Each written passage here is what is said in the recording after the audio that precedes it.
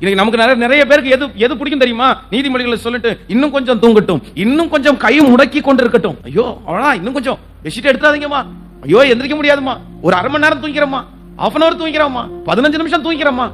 இன்னைக்கு இருக்கிற நிறைய வாலிபர்களுக்கு சும்மா இருக்கிறது ரொம்ப பிடிக்குது, வேலை இல்லாம இருக்கிறது ரொம்ப பிடிக்குது, தெரு வாசல்ல சும்மா உட்கார்ந்து இருக்கிறது ரொம்ப பிடிக்குது. இன்னைக்கு எனக்கு 34 வயசு.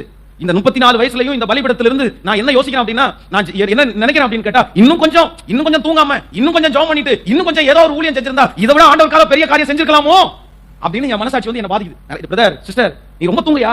நீ தூங்கவே முடியாத ஒரு காலம் வந்த போது. வாலிப தம்பிக்கு தங்கச்சிக்கு சொல்றேன், பிசாசு உனக்கு கொடுக்கிற மிகப்பெரிய கண்ணி என்ன தெரியுமா?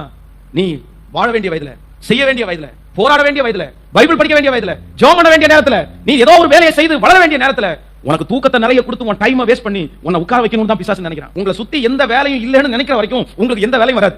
ஆனா உங்களை சுத்தி 1000 வேலைகள் இருக்குன்னு நினைக்கும் போது, உங்களை சுத்தி ஒரு நிமிஷம் கூட டைம் இல்லாத வரைக்கும் நீங்க ரொம்ப பிஸியா ஓடிட்டே இருப்பீங்க.